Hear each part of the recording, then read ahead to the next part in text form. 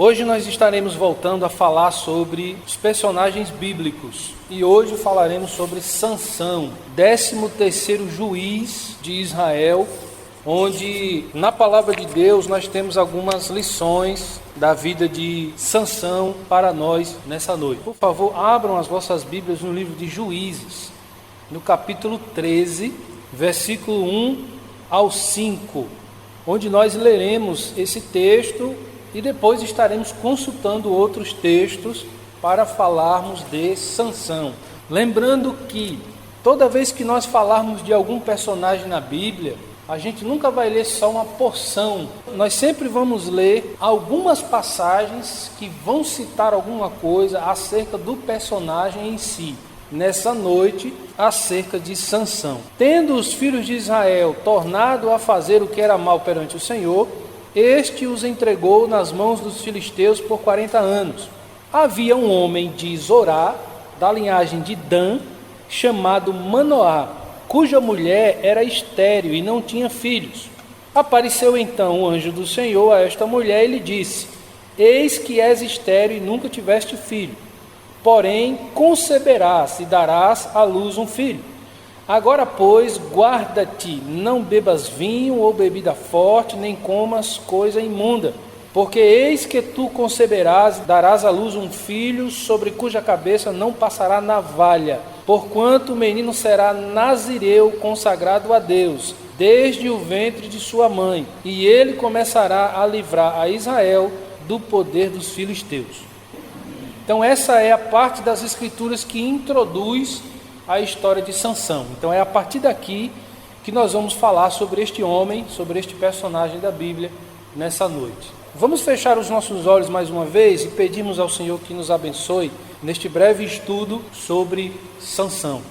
Ó Deus amado, Deus querido, tenha misericórdia, Senhor, das nossas vidas, de maneira que nós sejamos abençoados por Ti na compreensão da Tua palavra acerca da vida de Sansão. Que o Senhor, ó Deus, nos edifique através dos relatos deste homem que nós encontramos no texto que lemos e nos capítulos seguintes do livro de Juízes. Deus amado, Deus querido, que cada um de nós que estamos aqui nessa noite sejamos abençoados, edificados pela Tua palavra, de maneira que a compreendamos simples e objetivamente.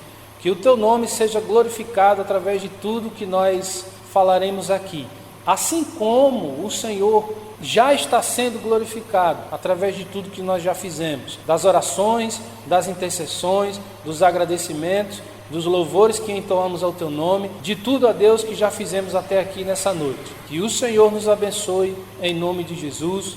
Amém. Muito bem, meus queridos, Sansão significa pequeno sol. Este significado é muito interessante. Eu sempre digo aqui, nos sermões, nos estudos, toda vez que é necessário, eu sempre lembro aos irmãos que quando nós entendemos o significado dos nomes próprios, principalmente do Antigo Testamento, a gente entende muita coisa só com estes significados. O Sol, por ser a maior estrela, né, que nós encontramos no céu, isso é assunto de terceira série, né, que nós aprendemos na escola, o Sol ele sempre é referenciado como Deus, como Criador de todas as coisas, aquele que ilumina, aquele que é a própria luz, certo? Não é que Deus é o sol, mas simboliza a figura de Deus. Quando nós olhamos para Sansão e entendemos que o seu nome significa pequeno sol, a gente entende o seguinte: um pequeno sol não faz verão, um pequeno sol não tem força de nada. Então a gente começa a perceber que a figura de Sansão, por mais forte que ele tenha sido, demonstra que ele, comparado com Deus, ele não é nada. E a gente vai aprender isso em algumas passagens aqui acerca de Sansão. Sansão foi o 13º juiz de Israel. Ele julgou o seu povo por 20 anos. Mas o que é um juiz? Falando da Bíblia, do livro de Juízes.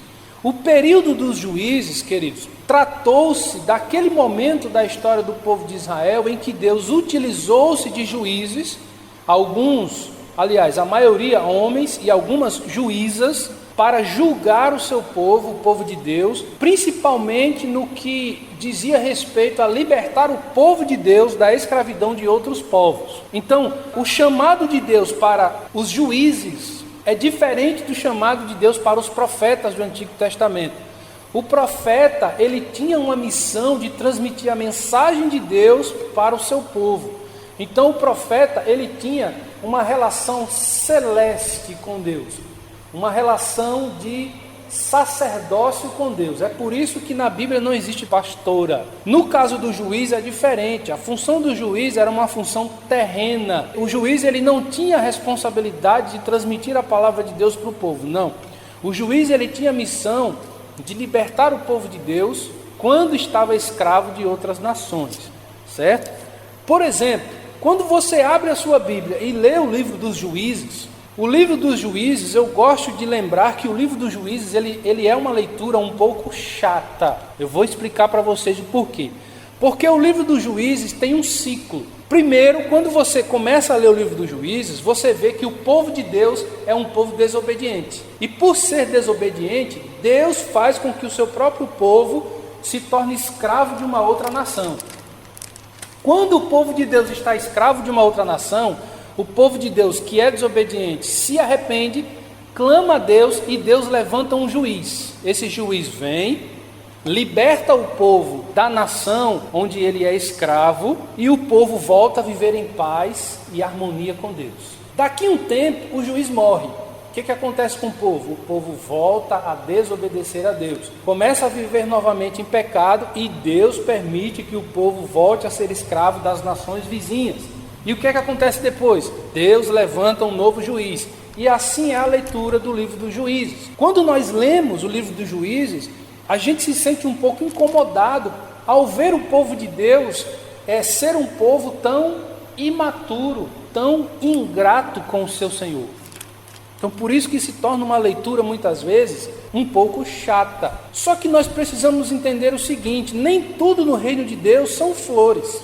Por exemplo, tem momentos que eu não quero orar, o meu corpo não quer orar, eu não quero ajoelhar-me, eu não quero fechar os meus olhos, eu não quero parar o que estou fazendo para falar com Deus, mas eu tenho que fazer do mesmo jeito. Todos nós passamos por isso. Pode ser por cansaço, pode ser porque eu estou fazendo uma outra coisa, pode ser porque o dia está corrido e aí eu me encontro numa situação que amanhã eu oro, depois de amanhã eu falo com Deus, deixa eu resolver logo isso aqui.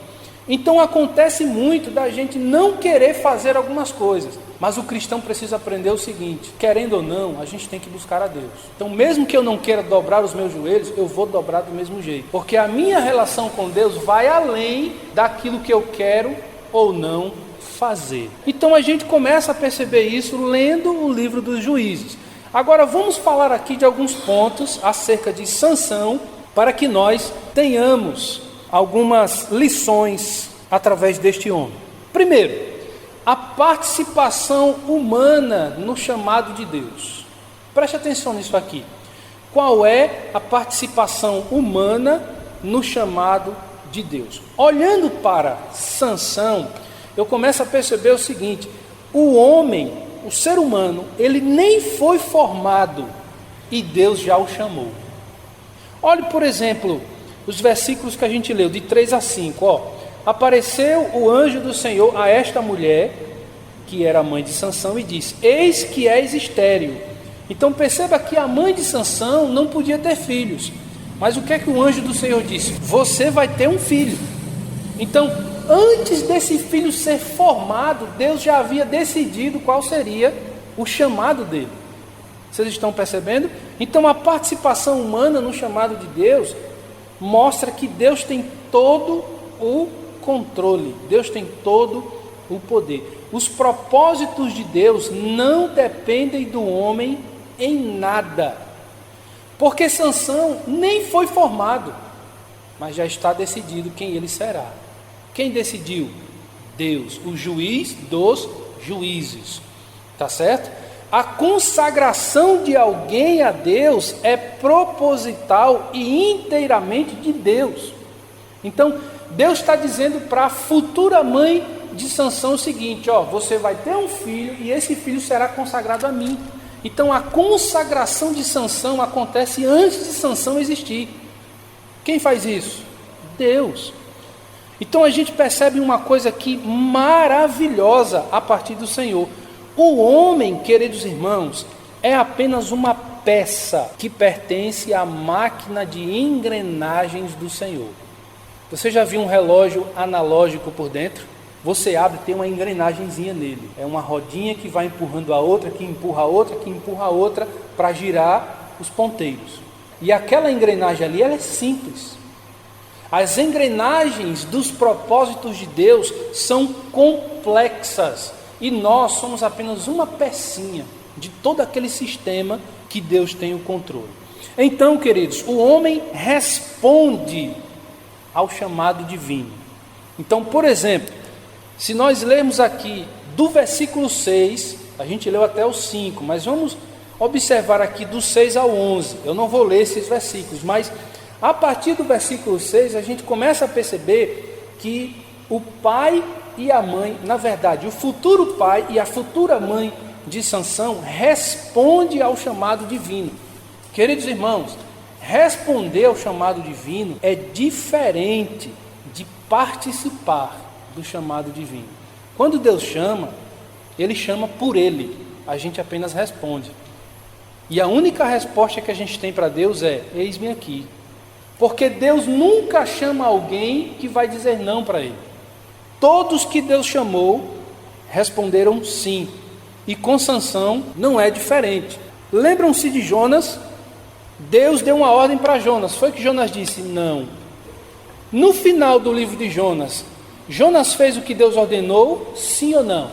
Fez. Por quê? Porque a resposta que o homem tem para Deus é sim. Quando Deus chama, vai acontecer. Quando Deus ordena, vai acontecer. Quando Deus consagra, vai acontecer. Pode ser que no início eu diga não, mas lá no final o propósito de Deus vai acontecer. Por quê? Porque Ele chamou. Então a gente percebe que a participação humana no chamado de Deus, ela é nula. Nula. Nós não temos participação nenhuma, nós apenas respondemos: sim, Senhor. Até porque quando Deus chama, a gente nem foi formado ainda. Então, queridos, o propósito divino é compartilhado em casa. Leia comigo versículos 6 e 7. Então, a mulher foi ao seu marido e lhe disse: um homem de Deus veio a mim, sua aparência era semelhante à de um anjo de Deus, tremenda. Não lhe perguntei de onde era, nem ele me disse o seu nome. Porém me disse: eis que tu conceberás e darás à luz um filho. Agora, pois, não bebas vinho, nem bebida forte, nem comas coisa imunda, porque o menino será nazireu, consagrado a Deus desde o ventre materno até o dia da sua morte. Ou seja, o futuro pai e a futura mãe de Sansão agora estão trazendo o propósito de Deus para a sua casa. Então, quando Deus nos chama, esse propósito, esse chamado, ele agora entra na nossa casa. Então, a partir do momento que Deus tem algo com você, esse algo que Deus tem com você, ele ecoa em toda a sua casa. Então, se por acaso você é a única pessoa crente na sua família, saiba que essa salvação, ela ecoa na sua família. Então, o propósito de Deus entra na nossa casa, automaticamente. Deus assim o faz para que a casa, todos que estão na casa, busquem a Ele. Leia comigo o versículo 8. Então, Manoá, futuro pai de Sansão, orou ao Senhor e disse: ah, Senhor meu, rogo-te que o homem de Deus que enviaste venha outra vez e nos ensine o que devemos fazer ao menino que há de nascer. Olha que coisa interessante. O anjo apareceu para a mãe. A mãe procurou seu marido e contou o que havia acontecido. Qual é a resposta do marido? Dobra-se diante de Deus e clama ao Senhor: o que eu faço, Senhor? Me ajude, me oriente. Então essa é a postura correta da casa de Deus, da família que pertence ao Senhor. Por isso que Deus faz isso, justamente para que nós busquemos a Ele. E ao buscarmos a Deus, nós encontramos resposta. Leia comigo o versículo 9. Deus ouviu a voz de Manoá. Está vendo? Porque quem começou tudo isso? Deus. E para que Deus vai começar alguma coisa? Para que o propósito dele aconteça. Então Deus move as peças, que somos nós, para que a vontade dele aconteça. Então Deus faz com que nós busquemos a ele, para que os propósitos dele aconteçam. O homem responde ao chamado divino, que é diferente de participar do chamado de Deus. Deus ordena que nós provemos as profecias. Preste atenção nisso aqui. Deus ordena que nós provemos as profecias. A gente já leu o versículo 8, porque no versículo 8 diz que Manoá, que era o pai de Sansão, orou a Deus: Senhor, manda de volta esse anjo que o Senhor enviou, para que nós entendamos o que devemos fazer. O apóstolo João, lá no Novo Testamento, ele nos ensina, na sua primeira carta, 1 João capítulo 4, versículo 1, que nós não devemos cair em qualquer falácia. É por isso que nos dias de hoje, nós não podemos acreditar quando alguém se levanta para dizer: eis que o Senhor te diz. Não. O apóstolo João nos ensina a provarmos as profecias e os profetas, entre aspas, que se levantam em nossos dias. Espera aí, isso que você está dizendo está onde? Veio da onde? Quem te deu essa mensagem? Está na Bíblia? Não, então não, é o Senhor que está falando. É muito simples, porque outro apóstolo, agora Pedro, na sua segunda carta de Pedro, capítulo 1, versículo 20 e 21, Pedro nos ensina que a voz de Deus está na profecia da Escritura. Qual é a profecia que nos alcança hoje? Aquela que está na Escritura, na palavra de Deus. 2 Pedro, capítulo 1, versículo 20 e 21. Portanto, queridos irmãos, a participação do homem no chamado de Deus, ela simplesmente não existe. Quem chama é Deus, a gente simplesmente responde. Vamos para o segundo ponto, falando ainda sobre Sansão. O segundo ponto é o seguinte: a soberania indiscutível de Deus. Deus é soberano, amém? Quem pode discutir sobre isso? Ninguém. Primeiro, como é que nós entendemos a soberania de Deus? A definição de soberania explica muito sobre Deus. Preste atenção nisso aqui. Ele faz o que quiser, como quiser, com quem ele quiser, se quiser, sem dar satisfações a ninguém. Quem faz isso? Somente Deus. Essa é a definição de soberania. Ele não precisa perguntar nada a ninguém, ele não precisa pedir licença para ninguém, ele simplesmente faz. Se ele não quiser, ele simplesmente não faz. Ponto. Outra coisa, se ele fizer, ninguém desfaz. Se ele não fizer, ninguém faz. Amém? Isso é soberania. Sabidos disso, a gente precisa entender algumas coisas. Primeiro, quem somos nós para discutirmos com Deus sobre o que Ele faz ou o que Ele não faz? Outra coisa que nós precisamos entender: Deus se compadece de quem Ele quiser. Deus tem misericórdia de quem Ele quiser. De onde o senhor tirou isso, pastor? De Romanos capítulo 9, precisamente o versículo 15. Então, queridos, a soberania de Deus, ela é indiscutível. Sansão desejou uma mulher estranha. Vamos para o capítulo 14 de Juízes, está bem aí pertinho. A partir de Juízes capítulo 14, a gente começa a ver em Sansão que ele deseja algumas coisas que não faz sentido para alguém que pertence a Deus. Primeiro, em Juízes capítulo 14, ele vai desejar uma mulher filisteia, de uma outra nação, o nome dela é Tímina. Esse desejo causa estranheza para os seus pais, porque quando a gente começa a ler o capítulo 14, a gente vai perceber algumas coisas. Por exemplo, leia comigo o finalzinho do versículo 3, quando ele diz assim, ó: disse Sansão a seu pai: eu quero esta, porque só desta eu me agrado. Finalzinho do versículo 3 do capítulo 14. Essa expressão que Sansão diz assim, só desta eu me agrado. Essa expressão, queridos irmãos, ela tem a ver com o seguinte: o que importa é o que me faz feliz. Vocês já ouviram essa expressão, essa frase? O que importa é o que me faz feliz. Você sabe quem é o autor dessa frase? Eu vou dizer. O autor dessa frase é Satanás. O que importa é o que me faz feliz? Não. O que faz o homem feliz é o pecado. Separe Romanos capítulo 7, leia em casa e vê se não é isso que a Bíblia diz. Então não é o que me faz feliz, é aquilo que agrada a Deus. Lembra o que nós falamos agora há pouco? Às vezes eu não quero orar, mas eu oro. Por quê? Porque agrada a Deus. E como diz aquela música, orar faz bem à alma.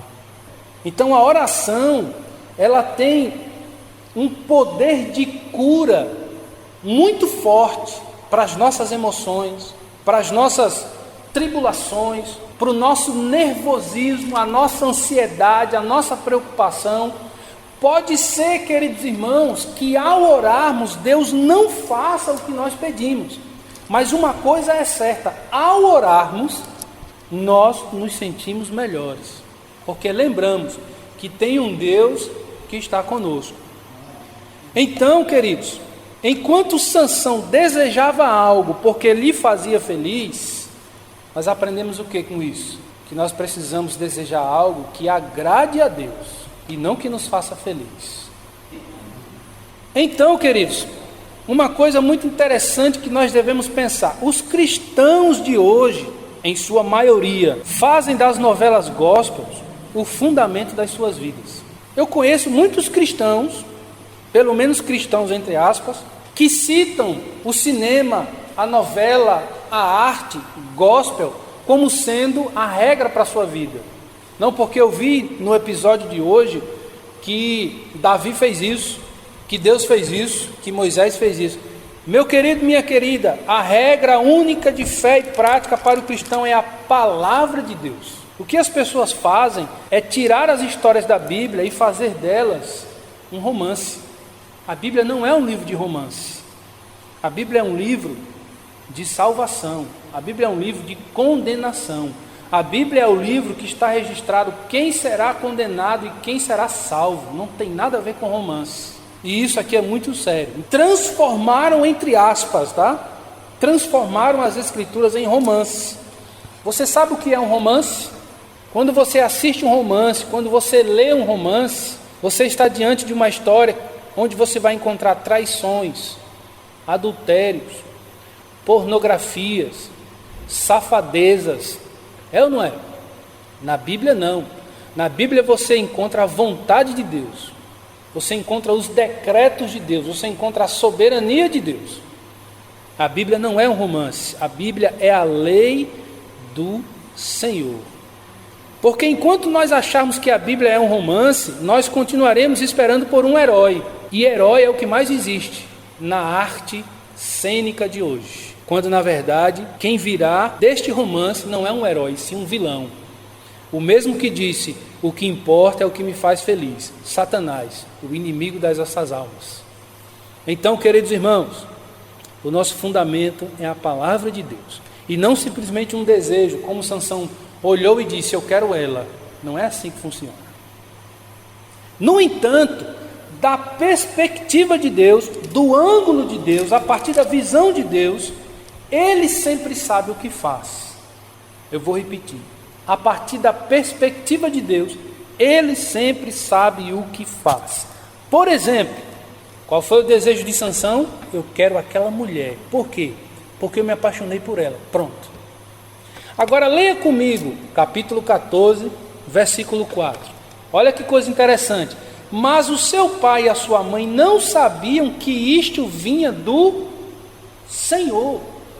Então, Deus apenas aproveitou esta falha de Sansão para que os seus propósitos acontecessem. Só que isso aqui, Sansão não sabe. Os pais de Sansão não sabem, o texto está dizendo, mas Deus sabe de todas as coisas. Então apenas está acontecendo aqui o que Deus quer para os seus propósitos. O desejo nefasto, o desejo obscuro, pecaminoso de Sansão era apenas o mover de Deus para os seus propósitos. Então Deus apenas se aproveitou do pecado de Sansão para realizar os seus propósitos. A vida em pecados de alguém pode ser apenas Deus fazendo valer os seus propósitos. Continua sendo pecado, Deus continua sendo desonrado por causa do pecado de alguém, mas Deus continua soberano. Terceiro e último ponto sobre a vida de Sansão para nós encerrarmos. Viver em pecado é brincar com o inferno. Queridos, é possível descobrir-se como alguém que nunca foi convertido. Por isso que o cristão, a todo momento, ele deve se fazer a seguinte pergunta: eu tenho certeza da minha salvação? Você tem certeza da sua salvação? Eu tenho certeza da minha salvação? Porque essa pergunta, ela precisa ecoar nas nossas vidas todos os dias, para que nós não percamos a certeza da salvação. Salvação não se perde, tá? Mas nós podemos, em algum momento, descobrirmos como sendo alguém que nunca nos convertemos. Primeira carta de João, capítulo 2, versículos 18 e 19, vai falar justamente isso. Quando João diz o seguinte, um dia virá o anticristo, e com ele muitos anticristos. E de onde eles sairão? João vai dizer que eles sairão do meio da igreja. Para quê? Para que seja revelado para todos que eles nunca foram salvos. Então 1 João capítulo 2, 18 e 19 nos ensina sobre isso. Agora pense o seguinte: o cristão pratica boas obras, dá frutos, ama o Senhor da igreja e ama a igreja do Senhor. Esse é o cristão.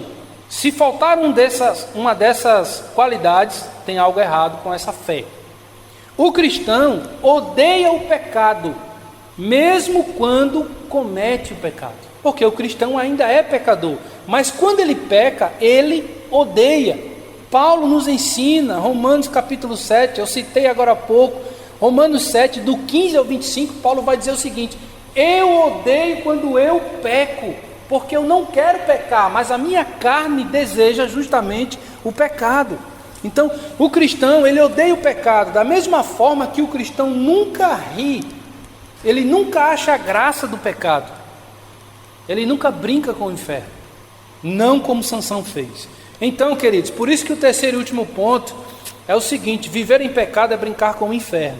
Por 3 vezes, agora nós vamos para Juízes 16, por 3 vezes Sansão brincou com o inferno, porque ele estava apaixonado, romanticamente, entregue totalmente à mulher, agora já é outra, né? Já é Dalila, outra mulher com quem ele não deveria ter se relacionado. A primeira vez que ele brinca, Juízes 16, é no versículo 7 e 8. Dalila pergunta: qual é o segredo da tua força?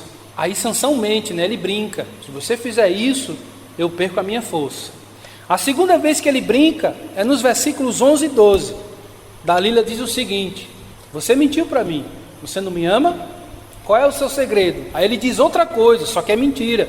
Na terceira vez, versículos 13 e 14, você vai acompanhando aí Juízes 16, Dalila diz o seguinte: você não me ama, você está brincando comigo. Aí Sansão diz o seguinte: se você fizer isso pela terceira vez, eu perco a minha força. E pela terceira vez, Sansão mente, ele está brincando com Dalila, ele está brincando com o pecado, com o inferno. Na quarta vez, já nos versículos 16 e 17, Sansão fala a verdade, ele se entrega ao apelo especial do pecado. Queridos irmãos, o pecado, ele chega de fininho, ele vai conquistando devagar, ele não tem pressa, ele não é afobado, ele é educado, ele é carinhoso, romântico, colorido. Ele vai chegando, vai conquistando, vai fazendo parte da vida do ser humano, até que no momento certo ele dá o bote. E Sansão caiu na quarta vez, quando ele entrega para Dalila qual é o seu segredo. Queridos, versículo 16, tá? De Juízes 16. O pecado aproveita-se do tempo para abusar do homem. Veja o que aqui diz o 16 aqui, ó. Importunando-o ela todos os dias com as suas palavras e molestando-o, apoderou-se da alma dele. Uma impaciência de matar. Sansão perdeu a paciência com Dalila e por isso entregou a verdade. Sansão emocionou-se com uma impaciência de matar. No versículo 17 a gente lê o seguinte: que Sansão negligenciou o seu chamado divino. Olha o 17. Descobriu-lhe todo o coração e lhe disse: nunca subiu navalha a minha cabeça, porque sou nazireu de Deus. Se você não se lembra, esse costume chamado nazireu de Deus era o seguinte: apenas um simbolismo de que aquele homem pertencia exclusivamente a Deus. Qual era o sinal? Ele nunca havia cortado seu cabelo, ele nunca havia tirado a sua barba, nenhum pelo do seu corpo. Lembre-se que lá em Juízes 13, o anjo de Deus havia dito para sua mãe: você vai ter um filho, esse filho será meu e será nazireu de Deus. Nenhuma navalha passará no seu corpo. O poder de Sansão nunca esteve no seu cabelo, na sua barba. Aquilo era simplesmente um símbolo da identificação de Sansão com Deus. E agora com Dalila, Sansão está entregando, está negligenciando o seu chamado. Ele está dizendo o seguinte: ó, nenhuma navalha se passou na minha cabeça. Se alguém tirar o meu cabelo, eu perderei as minhas forças. Sansão negligenciou o seu chamado divino, não se sujeitou a Deus, não resistiu ao diabo e foi envergonhado. Está vendo? Versículos 19 e 21 de Juízes 16. Dito isso, em Juízes 16, a força de Sansão nunca esteve em seus cabelos. Nunca foram os cabelos o segredo da força de Sansão. A nossa força vem do Senhor. Certo? Agora leia comigo o versículo 20 do capítulo 16. E disse ela: os filisteus vêm sobre ti, Sansão. Tendo ele despertado do seu sono, já com o cabelo cortado, disse consigo mesmo: sairei e ainda esta vez como antes me livrarei. Mas, olha o que é que diz: ele não sabia ainda que o Senhor se tinha retirado dele. Não foi os cabelos, foi o Senhor que permitiu que ele fosse envergonhado. Então isso aqui é muito sério. Sansão foi lembrado nas menções dos heróis da fé. Se você for para Hebreus capítulo 11, versículo 32, o nome de Sansão está lá, como alguém que foi salvo por Deus. Porque depois dessa vergonha, Sansão se arrependeu. Sansão se curvou ao Senhor. E novamente o Senhor executou na vida de Sansão o seu propósito. Pergunta: o que Deus disse para os pais de Sansão? Vocês terão um filho, este filho será meu, e ele vai cumprir os meus propósitos. Final da história: Sansão cumpriu ou não os propósitos de Deus? Sim, ele cumpriu. Ainda que tenha errado pelo caminho, ainda que tenha cometido alguns pecados, mas ele cumpriu. Por quê? Porque Deus é soberano. Amém?